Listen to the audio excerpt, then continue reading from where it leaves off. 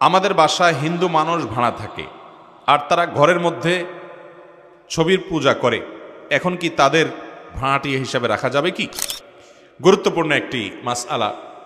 ভিন্ন ধর্মাবলম্বী হিন্দু হোক, খ্রিস্টান হোক, বৌদ্ধ হোক, তাদের কাছে আমরা বাসা ভাড়া দিতে পারবো কিনা, দোকান ভাড়া দিতে পারবো কিনা, ব্যবসা প্রতিষ্ঠান ভাড়া দিতে পারবো কিনা? এর উত্তর হলো, যদি সে বসবাস করার জন্য বাসা ভাড়া নেয় তো এই বাসা ভাড়া দেওয়া আমাদের জন্য জায়েজ হবে।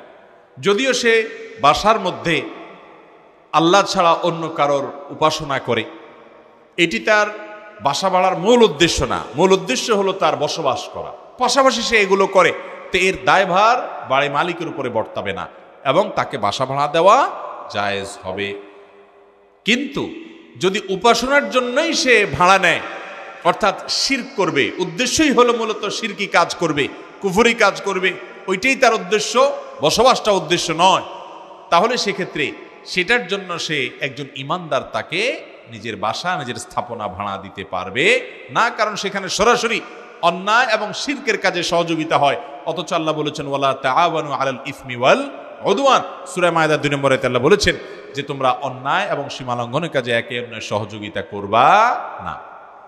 অতএব বাসা ভাড়া দেয়া যাবে।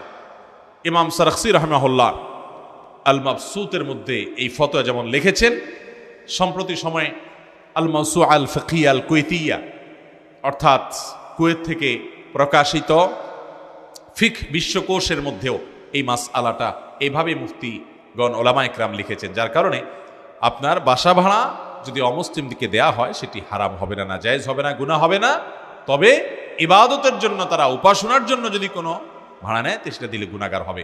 ঠিক একইভাবে ব্যবসা প্রতিষ্ঠান যদি আপনার কাছ থেকে ভাড়া নেয়, যেই ব্যবসা সেখানে করবে সেটা বেসিক্যালি হারাম ব্যবসাই করবে, আপনি জানেন, ওই ব্যবসাটাই ফিক্স, তাহলে তার জন্য তাকে ব্যবসা প্রতিষ্ঠান ভাড়া দেওয়া জায়েজ হবে না। কিন্তু যদি তাকে ধরেন আপনি এমন কোনো ব্যবসা প্রতিষ্ঠান করার জন্য ভাড়া দিলেন যেখানে সে হালাল কাজও করবে, হারাম কাজও করার সম্ভাবনা আছে, তাহলে এটা আপনি তাকে ভাড়া দিতে পারেন, কারণ নিশ্চিতভাবে সে হারাম কাজের জন্যই এটা নিচ্ছে, এমনটি চূড়ান্ত নয়।